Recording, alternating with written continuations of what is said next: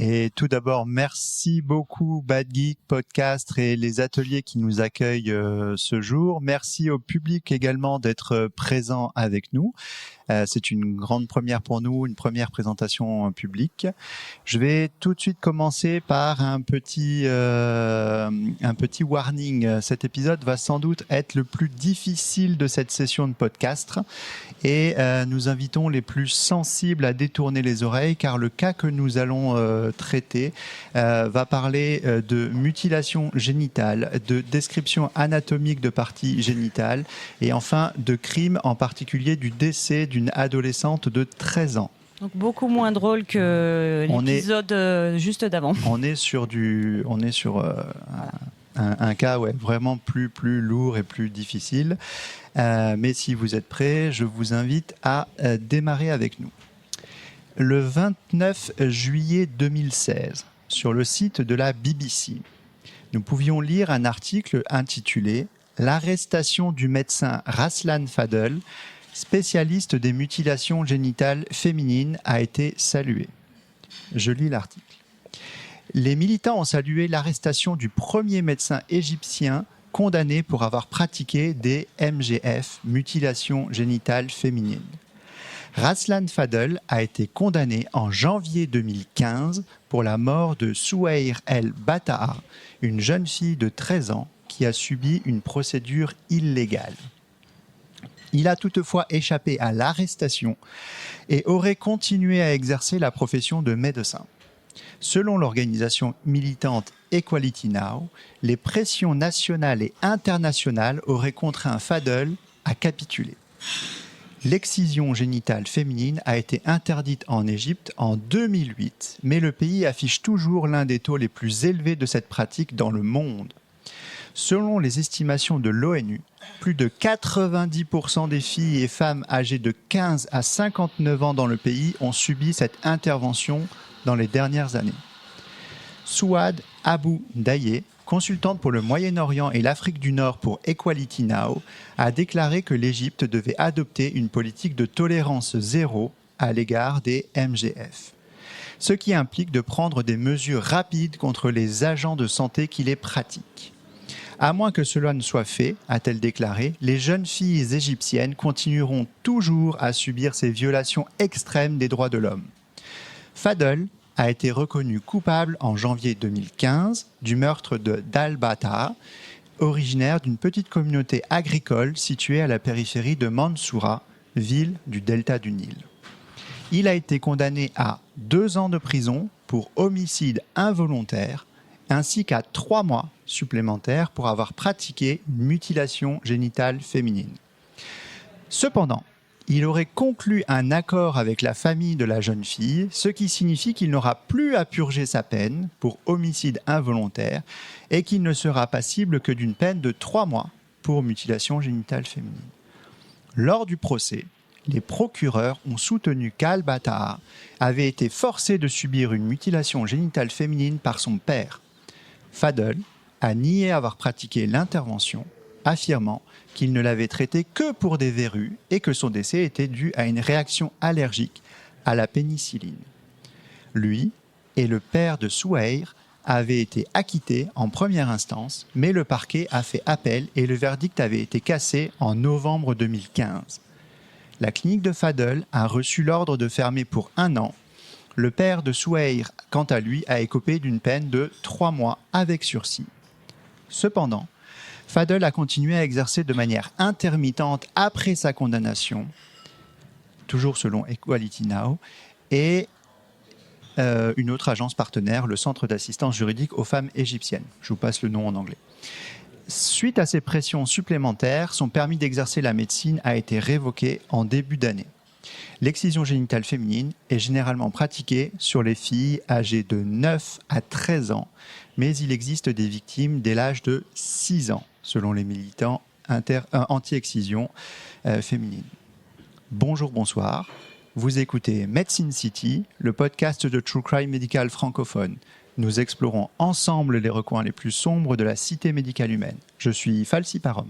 Et moi, je suis Bloody Nurse. Nous sommes mariés dans la vraie vie pour le meilleur et surtout pour le pire. Nous sommes de grands amateurs de podcasts. Nous avons décidé ensemble de nous lancer dans cette aventure.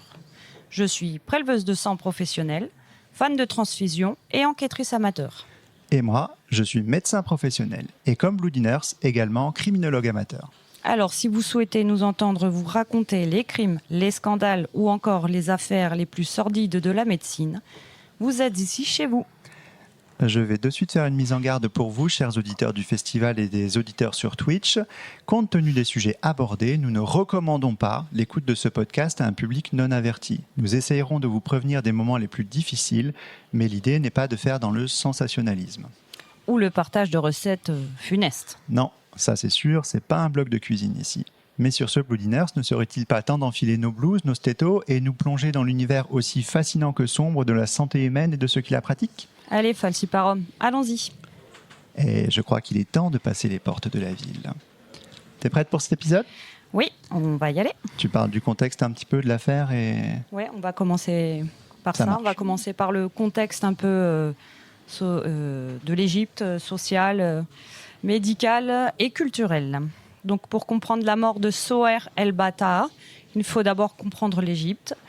C'est un pays où la médecine moderne côtoie encore les coutumes les plus anciennes, où la science et la religion s'entrelacent. Donc en fait, l'excision, elle est ancrée en Égypte depuis très longtemps. Ça remonterait à l'époque égyptienne, donc dès l'Antiquité, où elle a été investie d'une signification mythologique. En effet, on a des momies féminines qui ont été retrouvées avec des probables, donc je dis bien probables, c'est pas sûr à 100%, voilà, traces de mutilation féminine qui auraient été retrouvées, et on a quelques mentions aussi chez des auteurs gréco-romains.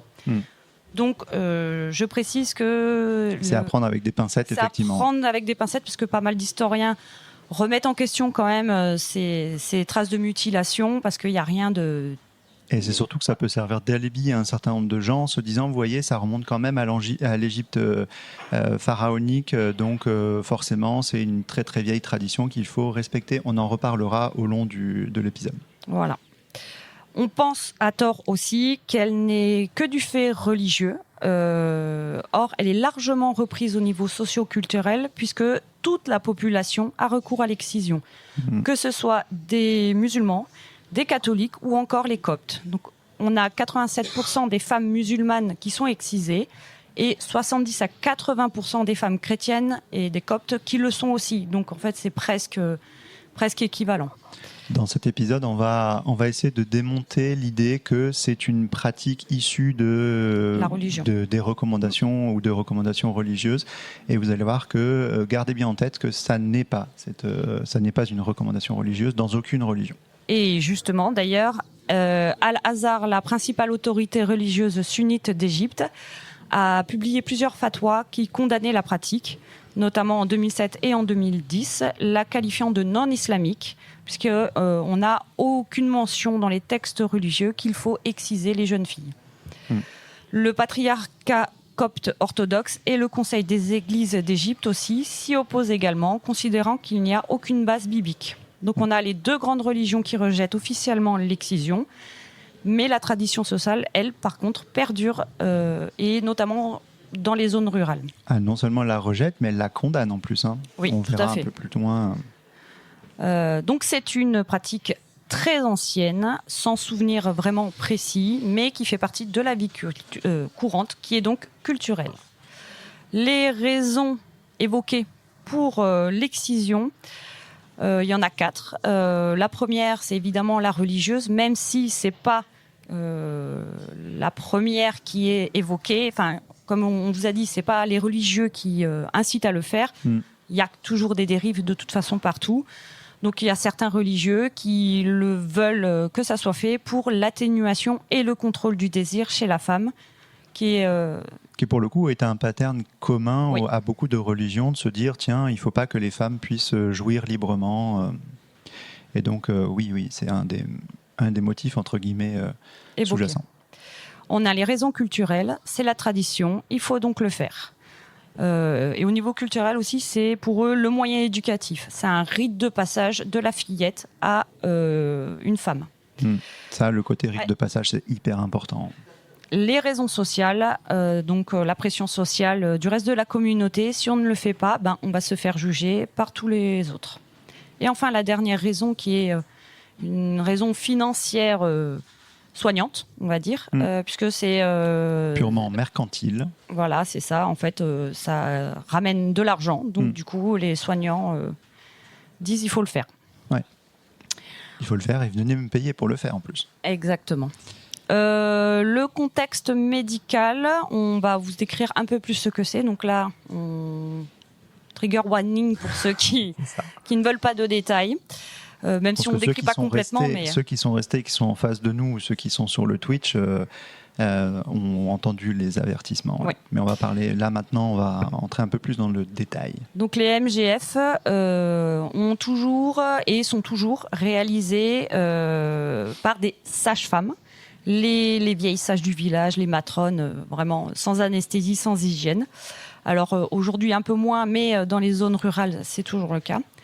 Et c'est au décours du XXe siècle qu'elles se sont de plus en plus médicalisées, réalisées par des médecins avec ou sans anesthésie, mais toujours aussi mutilantes. Alors Falciparum, explique-nous qu'est-ce que c'est une MGF. Et forcément, ça me tombe dessus parce que c'est moi le tout bip de la bande, c'est ça ? Oui.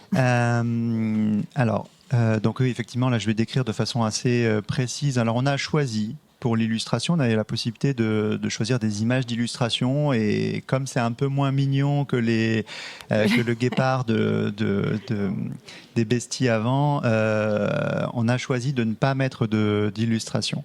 Annabelle, qui est présente dans la salle, va vous distribuer ou pourra vous distribuer un petit flyer qu'on a fait d'information qui reprend un petit peu les grands thèmes qu'on va aborder, toujours sans illustration, mais les illustrations existent. Tu peux en avoir sur Internet, t'inquiète pas. Sur Google, tout ça, il n'y a aucun problème. Ça va suffisamment être graphique, à mon avis, dans la description pour ne pas nécessiter d'images en plus. Donc les mutilations génitales féminines, la définition globale, puisque il y a une définition précise qui a été faite par l'OMS, ça désigne toutes les interventions qui visent à l'ablation partielle ou totale des organes génitaux féminins externes et qui portent atteinte pour des raisons non médicales à ces organes génitaux externes. Alors, je vais faire une petite parenthèse là maintenant tout de suite, et en particulier parce que moi je travaille dans le domaine de la cancérologie et des soins palliatifs, et qu'il existe un certain nombre de cas de figure, en particulier cancéreux, pour lequel il y a une raison d'enlever tout ou partie des organes génitaux, que ce soit féminin, masculin, etc. Il y a des procédures médicales qui nécessitent qu'on enlève, par exemple, des tumeurs, des infections, que sais-je. Mais là, dans ce cas-là, on est bien sur une ablation à la fois volontaire et pour des raisons non médicales. Okay, et donc l'OMS définit 4 types de mutilations génitales féminines. En pratique, le type 1, c'est l'ablation partielle ou totale du gland clitoridien, qui, je le rappelle, est la petite partie externe et visible du clitoris. C'est la partie la plus sensible des organes génitaux féminins, et plus ou moins complétée par l'ablation de ce qu'on appelle le prépuce ou le capuchon clitoridien. C'est le petit repli de peau qui entoure le clitoris. Donc on est vraiment sur la partie, j'allais dire, haute des organes génitaux externes féminins. Le type 2, c'est l'ablation partielle ou totale de ce même gland clitoridien et ou du capuchon clitoridien avec les petites lèvres, qui, je le rappelle, sont les replis internes de la vulve.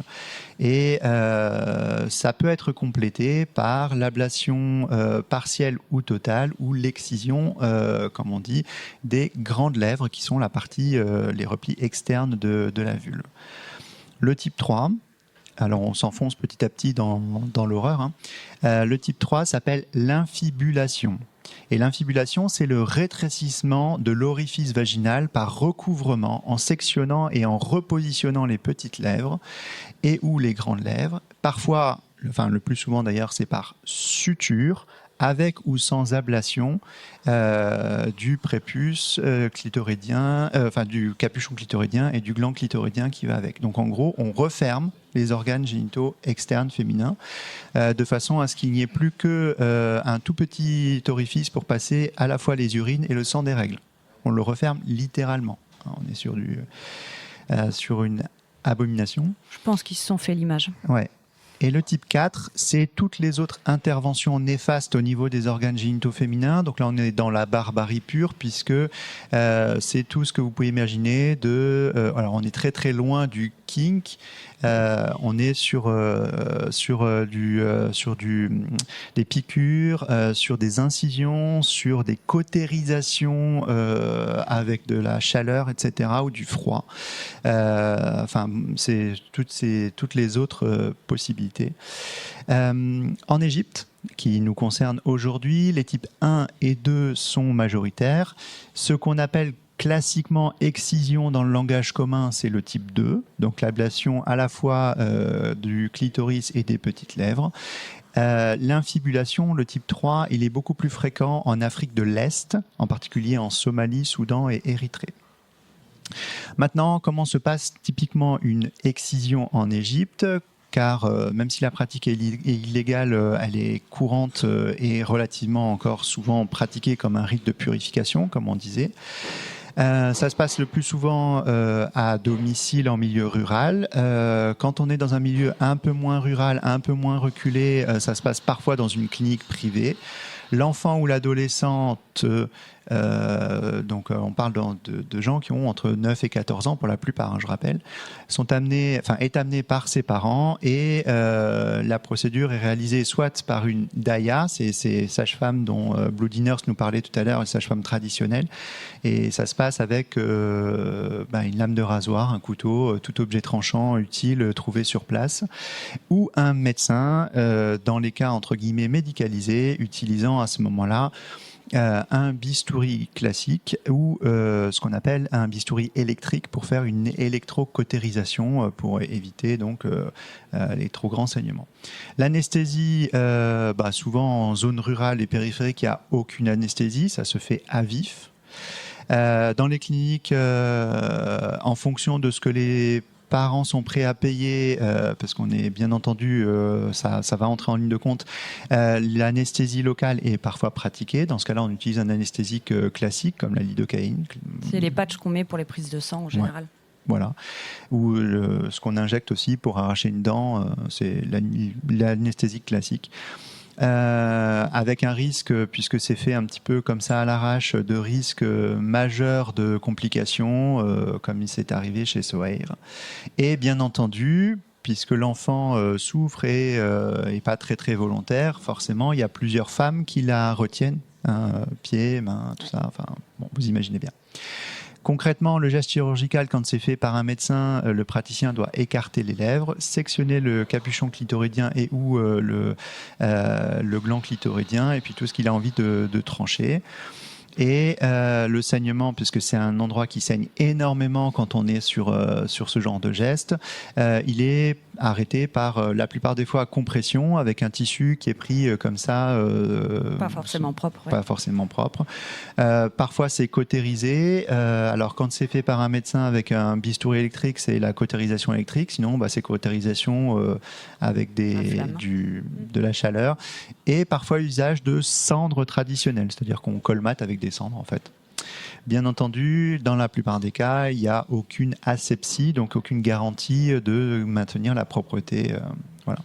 Après le geste, la fillette, elle est recouverte d'un tissu et en bas est colmatée par un pansement improvisé. Et en cas d'hémorragie, d'infection, généralement, les familles n'appellent pas les secours parce qu'elles savent que c'est interdit et par peur des poursuites. Dans les cas médicalisés, au mieux, un pansement stérile peut être posé, mais encore une fois, on est face à une question de coût. Et encore une fois, je rappelle qu'aucune justification médicale n'existe.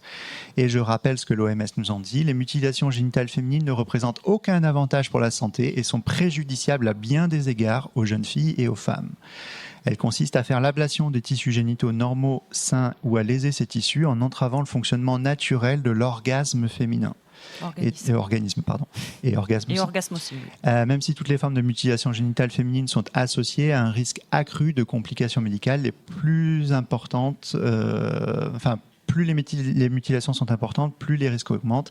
Et ces risques donc sont la douleur violente, les saignements, les hémorragies, l'inflammation, l'infection, en particulier le tétanos dans les endroits où c'est fait avec des objets coupants tout venant.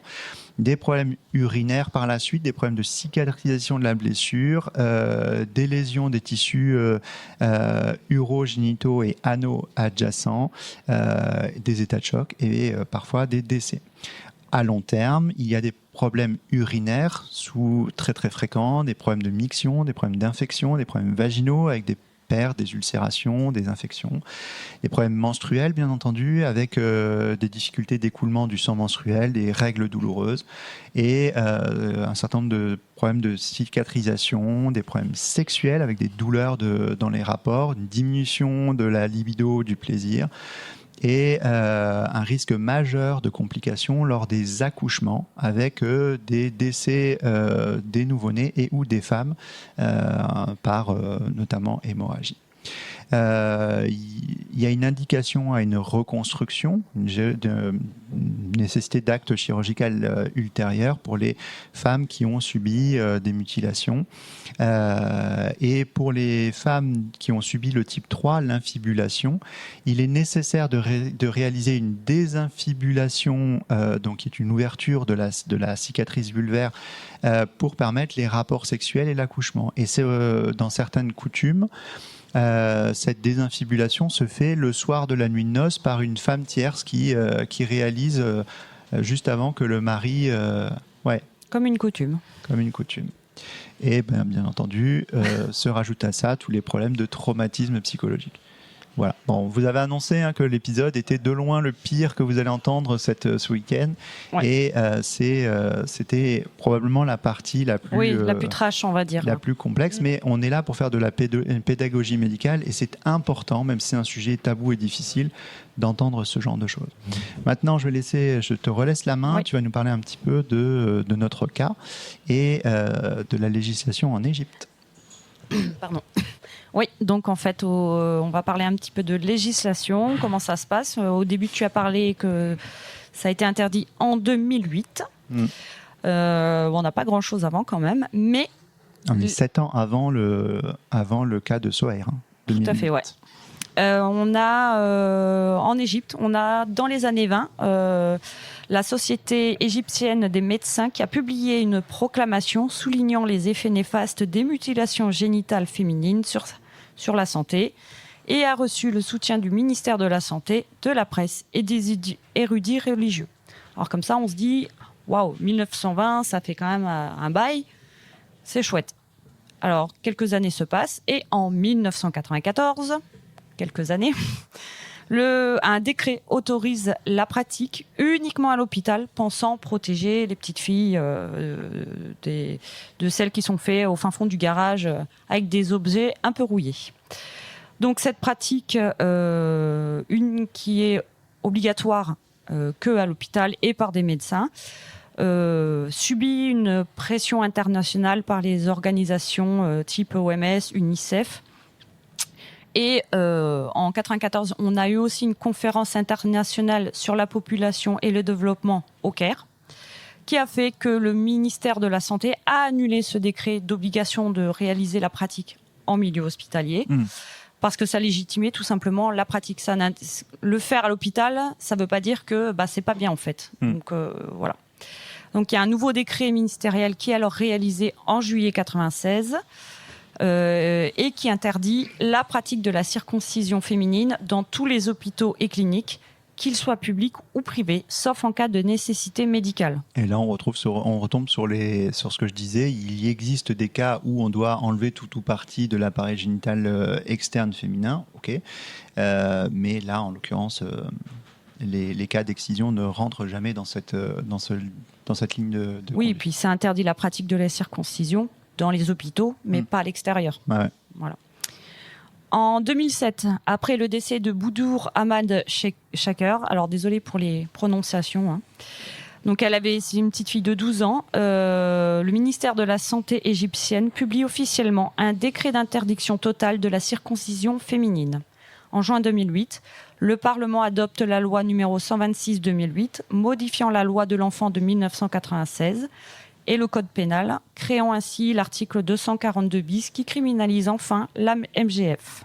On reparlera de l'article 242 bis un peu plus tard et on se rappellera que la jeune Boudour, donc de 12 ans, qui est décédée, qui a fait évoluer la loi en 2007 en Égypte, a certes fait évoluer la loi, mais personne n'a été condamné à ce moment-là. Aucun responsable. Voilà. Il faudra attendre de 7 ans. Non, même plus. Et d'ailleurs. encore. On va voir. Donc, au niveau international, on a un peu de la législation aussi. Donc, les MGF sont reconnus comme une violation grave des droits humains par les Nations Unies, l'Organisation mondiale de la santé et la plupart des traités internationaux la condamnent depuis les années 90. Il existe tout un tas de lois. Il y en avait quand même plusieurs qui correspondaient à l'excision, mais on a dû faire un choix avec Falciparum. Donc, la première qu'on a choisie, c'est celle de 1948. Qui est la Déclaration universelle des droits de l'homme. L'article numéro 5 dit « Nul ne sera soumis à la torture, ni à des peines ou traitements cruels, inhumains ou dégradants ». Les MGF entrent donc dans cette catégorie. Sauf que c'est quand même réalisé. En 89... 48, on est quand même sur, après Nuremberg, tout ça, enfin on est dans cet état d'esprit-là. En 89, la Convention relative aux droits de l'enfant, l'article 24 dit « Les États doivent abolir les pratiques traditionnelles nuisibles à la santé des enfants ». En 94, le programme d'action du Caire, la conférence internationale dont je vous ai parlé tout à l'heure, inscrit les MGF comme une priorité de santé publique mondiale. Et enfin, en 2012, la résolution 67-146 de l'Assemblée générale de l'ONU dit que la première condamnation universelle officielle des MGF attendez, excusez-moi, je reprends. Il y a une première condamnation, universelle officielle des MGF et elle appelle à l'éradication mondiale des MGF. Les MGF sont donc reconnus comme une forme de torture ou de violence fondée sur le genre, selon les interprétations du comité du Centre d'assistance juridique aux femmes égyptiennes, du comité des droits de l'enfant et du comité contre la torture. Ces organes peuvent condamner les États qui ne préviennent pas ou ne punissent pas ces actes. On a en 2018, par exemple, le Centre d'assistance juridique aux femmes égyptiennes qui a reconnu, alors pas condamné, mais reconnu, pour la première fois officiellement, que le Soudan a eu un manquement à la protection des filles face au MGF. Il n'y a pas eu de condamnation donc pénale, mais un pointage du doigt international, en gros. 2018, hein. Et c'était suite à une petite fille du Soudan de 5 ans qui a porté plainte dans son pays, ça n'a pas fonctionné, donc elle est allée voir ce comité. En France, puisqu'on a aussi une loi, c'est depuis 1983 que cela a été condamné par le Code pénal aux articles 229-9A-10 et le 221-1, et qui dit « Les violences ayant entraîné une mutilation ou une infirmité permanente sont punis de 10 ans d'emprisonnement et de 150 000 € d'amende. » On a aboli la peine de mort en 81 en France et 2 ans plus tard seulement, on se dit tiens, les actes de barbarie, il faudrait les interdire, pour vous donner une idée de la perspective. Les MGF, en quelques chiffres, qui sont tout aussi sympas que le reste. Donc, dans le monde, on estime que 230 millions de filles et de femmes ont eu une MGF. On a 3 millions de filles et de femmes aussi qui risquent le fait d'avoir une MGF. On a 9 femmes égyptiennes sur 10 âgées de 15 à 49 ans qui ont été victimes de MGF. Pardon. Parmi les femmes âgées de 15 à 17 ans en Égypte, plus de 74% ont été victimes de MGF. 54% des femmes et 57% des hommes interrogés sont favorables à ça.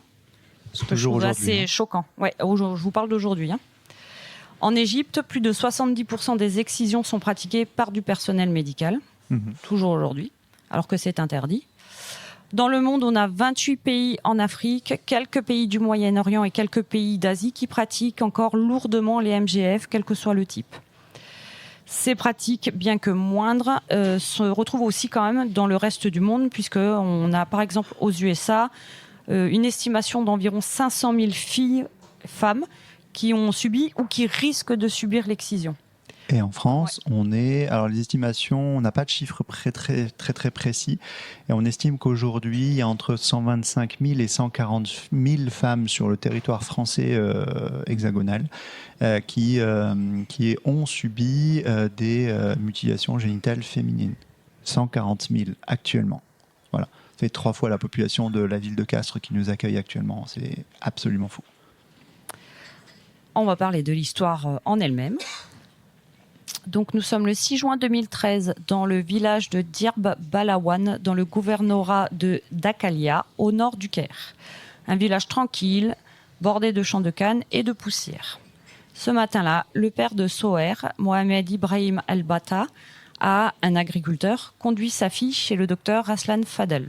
C'est un médecin connu, il est respecté, père de famille, propriétaire d'une petite clinique attenante à sa maison. Ce médecin qui a excisé Soher avait déjà excisé sa sœur aînée 2 ans auparavant. Soher, elle a 13 ans. Elle croit venir pour un soin, pour se purifier, comme l'ont fait sa sœur et ses cousines avant. On note qu'elles n'en ont pas parlé à sa sœur et à leur cousine. Sa mère, Hassana Naem Fawzi, lui a dit que ça serait rapide, que le docteur, c'est ce qu'il fait, que toutes les filles passent par là.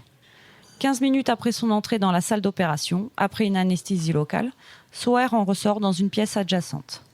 C'est une demi-heure plus tard que son père, espérant qu'elle se réveille, se rend compte que ce ne sera plus le cas pour sa fille. Elle est morte. Le médecin invoque une allergie aux produits anesthésiants. Contrairement à ce qu'il avait dit d'ailleurs, qu'elle avait fait une allergie à la pénicilline. Ça a varié un peu.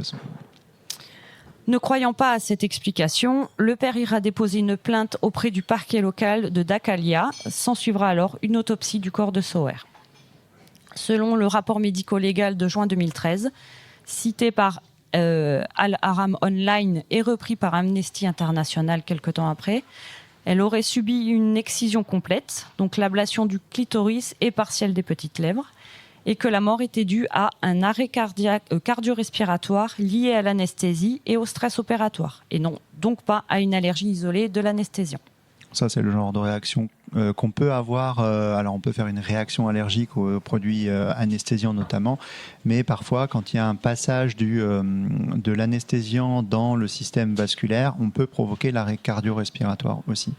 Ça, c'est la première chose. Et la deuxième chose, il faut noter que Soher n'avait pas de comorbidité, elle n'était pas malade, il n'y avait pas de problème de santé qui aurait pu justifier, en tout cas, faire comprendre que ça peut arriver de décéder quand on a un problème de santé. Là, ce n'était pas le cas. Donc, elle était en pleine forme, elle subit ça et elle n'en sort pas. Donc, voilà.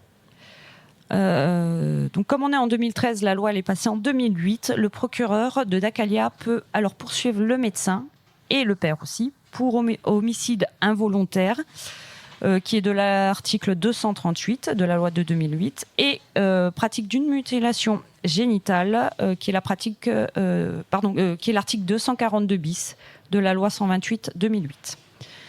Le premier procès se tiendra à la cour criminelle de Mansoura dans le gouvernorat de Dakalia, avec pour prévenu le docteur Fadel, accusé de MGF et d'homicide involontaire, et Mohamed El Bata, le père, qui est accusé de complicité pour avoir remis sa fille à l'exciseur. Donc ça, je trouve ça bien que ceux qui amènent aussi soient accusés. Attends, il y a un twist à la fin. Oui. Au niveau des arguments de la défense, on avait le médecin qui a nié tout MGF et qui parle d'une ablation de verrue. Donc c'était autorisé. Il soutient aussi que le décès résulte d'une réaction allergique à l'anesthésique, et la défense invoque aussi un manque de témoins directs autres que le père. En novembre 2014, le tribunal acquitte le médecin et le père, pour motif absence de preuves, au-delà de tout doute raisonnable qu'il s'agisse d'une excision. Classique. Cet acquittement provoque un choc dans le pays et au niveau international. On a Amnesty International qui publie, et d'autres organismes qui publient des communiqués dénonçant l'échec de la loi de 2008. La différence avec le premier cas de 2007-2008, en 2014, c'est la présence des réseaux sociaux. Et l'effet d'amplification que ça a pu avoir. Et donc, forcément, le relais international. On a donc, sous la pression internationale, un petit peu quand même, un deuxième procès qui se tiendra en appel sous fin 2014. Donc, le 26 janvier 2015, la Cour d'appel de Mansoura infirme l'acquittement. Le docteur Fadel aura 2 ans de prison pour homicide involontaire et 3 mois pour la MGF. 2 ans seulement. De quoi ? 2 ans seulement, hein, c'est pas... Oui, c'est pas grand-chose. Le père aura 3 mois avec sursis pour complicité. Le médecin va se cacher plusieurs mois avant de se rendre de lui-même en 2016 pour faire sa prison. La lâcheté de base. Ouais, sauf que il va purger 3 mois seulement après la réconciliation et il va réaliser une réconciliation. Donc c'est une espèce de loi un peu, je ne sais pas si c'est officiel. Non, c'est une loi coutumière en Égypte. C'est-à-dire que si le condamné s'arrange ou se fait pardonner par la famille, eh ben en fait, tout ou partie des peines sont abandonnées. Donc il va se réconcilier officiellement avec le père la famille. Et il sort de prison. Donc mais on notera quand même pour la première fois depuis la loi de 2008 et au bout de 7 ans. 8 même, un tribunal égyptien a explicitement jugé qu'une excision est un crime et non une tradition, ni un acte médical, ni une simple faute professionnelle. Ça a eu donc pas mal de conséquences au niveau juridique et médical, dont Facile Farom va nous parler. Donc comme on l'a déjà dit, c'est quelque chose qui à l'époque était très très très présent. 90% des femmes touchées de 15 à 49 ans, pratique jugée comme ancestrale, très très solidement ancrée dans pas mal d'endroits, et donc qualifiée comme un geste de purification, un gage de chasteté. Je reviendrai pas sur 2007-2008, ce que tu nous as dit. Mais dans les conséquences, dans la suite, en 2016, donc le Parlement égyptien se ressaisit de la question et décide de renforcer les sanctions. Les peines passent alors de quelques mois à 5 à 7 ans de prison, et jusqu'à 15 en cas de décès ou de handicap grave. Alors, c'est les peines toujours maximales encourues, hein, bien entendu, la justice adapte. Et le texte renforce aussi les punitions vis-à-vis de ceux qui incitent ou forcent à la pratique. L'objectif, en 2016, est clair. Dissuader les familles et les praticiens, notamment les médecins qui continuent d'exciser sous couvert de la justification médicale ou de ce que ça pourrait apporter. En 2021 maintenant, la loi devient encore plus stricte. Donc là, on est vraiment 2021, c'est hier, quoi. Face à la persistance du phénomène, les peines sont à nouveau alourdies, jusqu'à 10 ans d'emprisonnement pour les auteurs et des sanctions maintenant pour les établissements médicaux qui les accueillent. Par exemple, la clinique de Fadel n'a jamais été poursuivie pour complicité. La loi de 2021 introduit une sorte de complicité et de sanctions pour les établissements médicaux qui permettent ce genre d'actes en leur sein. Le texte prévoit également la publication des jugements dans les journaux officiels, et c'est une mesure qui est destinée à marquer les esprits et à renforcer la honte publique associée à la pratique. Donc on est sur des avancées, mais une application qui reste très timide selon les ONG, puisque finalement, très très rares sont les poursuites. Les enquêtes restent très souvent... Il n'y a pas beaucoup de porte-plaintes d'ailleurs aussi. Voilà, il n'y a pas beaucoup de plaintes, il n'y a pas beaucoup de poursuites. La pression sociale est Quand il y a toujours là. des plaintes ou des poursuites, les enquêtes sont souvent bâclées.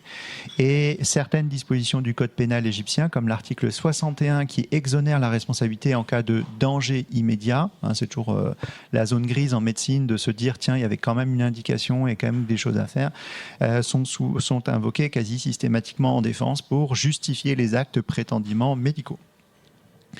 Les autorités religieuses, en particulier musulmanes et coptes, ont pris position à chaque évolution législative en précisant qu'aucun texte sacré ne prescrit l'excision et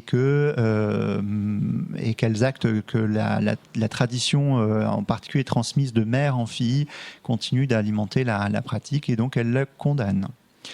Maintenant, je vais faire un tout petit point sur ce que Fadl a essayé d'argumenter pour se défendre. Donc, bien entendu, il a essayé de dire, non, j'ai rien fait, c'était pas une excision, c'était une pratique médicale autre, ce que la justice lui a nié, puisque l'autopsie qui a été faite, et là aussi, les autopsies sont rarissimes. Là, une autopsie avait été faite et a confirmé donc l'excision et l'absence de comorbidité. Donc, il n'a pas pu, ça n'a pas été une ligne de défense qui a pu tenir très très longtemps. Selon sa version, la fillette a été soignée pour des verrues génitales, donc classiquement des choses qu'on peut avoir suite à des papillomavirus, par exemple, ce qui arrive. Et donc, il présentait ça comme une preuve médicale, sauf qu'il n'a pas su argumenter le fait qu'il y en avait, et surtout il n'a pas su argumenter le pourquoi il avait dû utiliser une technique aussi large d'ablation alors que normalement c'est des techniques plus ponctuelles en fait. Très local. Il a bien entendu joué sur sa réputation, sur sa notoriété, en disant je ne suis pas médecin, je suis médecin, je ne suis pas boucher, pardon. Et ça, il l'affirme à plusieurs reprises. C'est hyper classique dans notre monde à nous qui étudions les crimes médicaux. Jouer sur sa notoriété, sa réputation, c'est classique.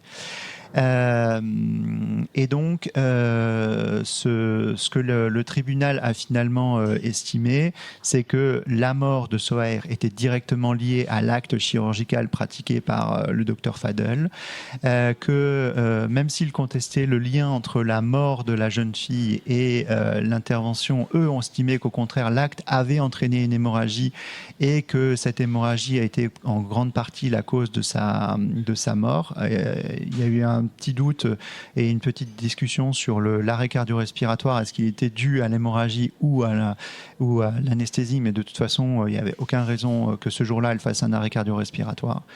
Et que malgré ses dénégations de son intention de nuire, la Cour a jugé qu'il avait violé son devoir de médecin et commis un acte interdit par la loi.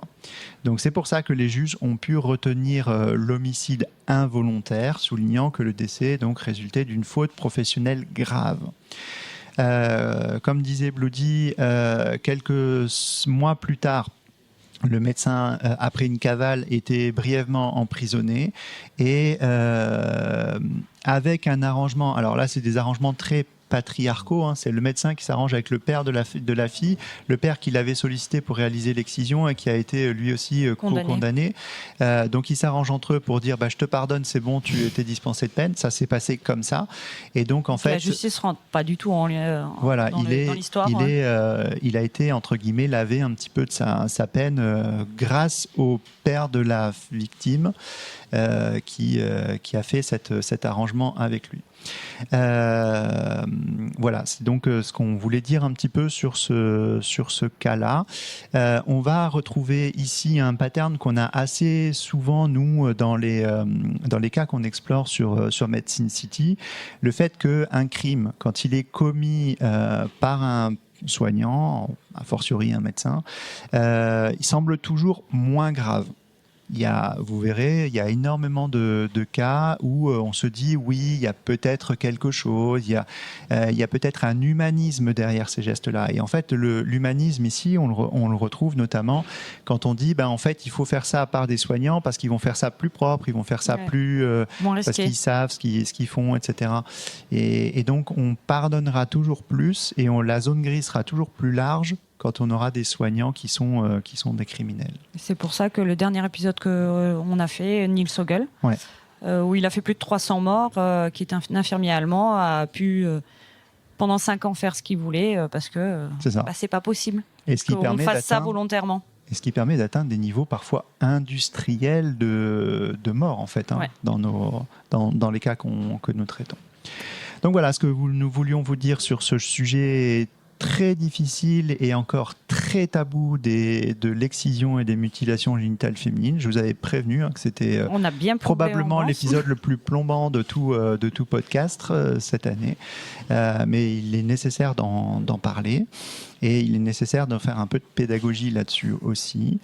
C'est aussi pour se rappeler de cette jeune fille, Sohair El Bataa, et de se rappeler de son histoire, de se rappeler aussi que Raslan Fadel, le médecin, est un bourreau. Même s'il s'en est sorti avec presque rien, parce que je vous ai pas dit, mais bien sûr, il a continué après. Il n'y a aucun problème.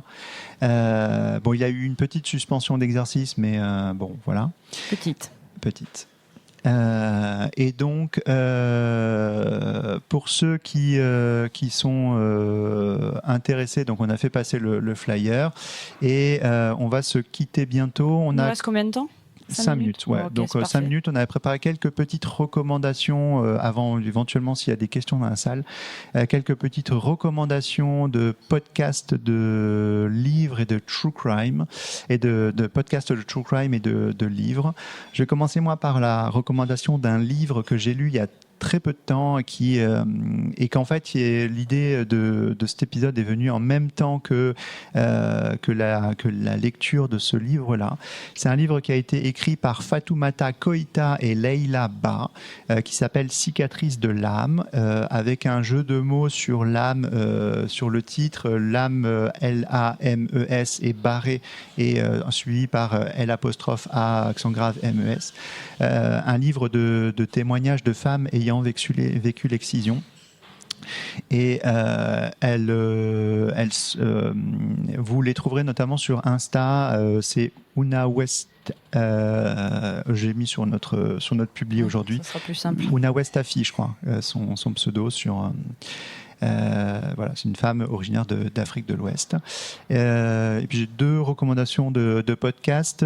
Un qui est Med Crimes, un podcast américain tenu par 2 infirmières des États-Unis qui traite de true crime médical. Si jamais c'est nous qui cette niche vous intéresse, voilà, on n'est pas très très nombreux sur la niche. Pour les anglophones. Et l'autre, c'est Cactus Theory, un podcast français assez récent qui traite d'enquête et de mystère, qui est présenté par Alex et H. Cactus Theory. Moi, je les aime bien. Moi aussi. Alors moi, j'ai 3 recos à faire. Donc, on a nos petits chouchous et nos amis, le scénario du pire, présenté par San et Philippe. Donc c'est un podcast de true crime belge qui parle de crimes qui feraient un bon film. Donc eux, en fait, ils font l'histoire et à la fin, donc un crime qui ferait un bon film, et à la fin, ils choisissent même les acteurs qui pourraient faire un les crime personnages. ou une histoire, mais c'est oui, tout à fait, ouais. C'est un podcast génial. Ouais, c'est vraiment super. Ils font souvent appel à des. Ils ont souvent des invités, voilà. Ils ont invité il y a pas si longtemps que ça d'ailleurs les excellents Medicine City. Je ne sais pas si vous les connaissez, mais en tout cas ça c'était super. Et j'ai oublié de dire aussi, ils ont une 3e co-animatrice depuis la 5e saison, oui, qui s'appelle Michel et qui est sociologue, et elle apporte une vraie analyse sociologique derrière. C'est un très très bon trio. Le 2e podcast, c'est Creepy, qui est un podcast français avec qui elle fait aussi des collabs avec le scénario du pire. Elle fait aussi beaucoup d'histoires de paranormal, de true crime. Elle a un sens aigu de l'humour aussi, au 15e degré. Donc, si vous en avez qu'un seul, c'est pas la peine d'y aller. Et elle manie très très bien les mots et les tonalités, telle une fine lame. Et enfin le dernier, l'avant-dernier, Obscurum, qui est aussi un podcast français qui traite de crimes et de paranormal aussi, présenté par Kurt. Et le tout dernier aussi, la podcast canadien. Alors si vous voulez avoir un podcast franco-ontarien, parce qu'il y a pas mal de podcasts québécois, là c'est des franco-ontariens qu'on vous recommande. Qui s'appelle Sur la piste du crime. Oui, c'est ceux-là dont je parlais. Donc eux aussi font du true crime avec qui vont vous emmener en Ontario pour le coup. On n'entend pas forcément beaucoup parler nous en France, et ça permet d'avoir un autre accent en tête, et voilà. Et d'ailleurs, elle nous fait un petit coucou, c'est Creepy, je la vois là. Merci. Oui, c'est ça. Ah, c'est toi ? Non, mais c'est le t-shirt. Ah oui, d'accord. Ah oui. Voilà pour nous. Est-ce que vous avez des questions ? On a 43 secondes. Oui. si je bien tout. Vous disiez qu'en France, il y avait 40 000 cas, c'est ça à peu près ? Alors non, il y a 120. actuellement il y a entre 125 000 et 140 000 femmes qui sont porteuses. Qui pratique ça? Alors il y a, c'est les filles sont envoyées. Je parle de ceux qui font l'excision. Alors- C'est les communautés des pays africains, du Moyen-Orient, Les- etc., qui Les arrivent. petites filles vont en vacances au pays en fait, Ils viennent en France. et en fait reviennent excisées. Voilà, et elles reviennent excisées. Et en France, on a le droit de se faire réparer. Il faut consulter les professionnels de santé, il y a des associations, la sécurité sociale prend en charge la réparation. On a 13 secondes. Eh ben, on vous dit merci à tous. J'espère que ça vous aura plu, même si c'était pas hyper joyeux. On en a d'autres. Allez les écouter, c'est pas tout le temps comme ça. Ouais. L'épisode d'Halloween est très drôle. Vous pouvez aller le voir aussi. Merci beaucoup. Voilà, Podcast. on vous dit à bientôt.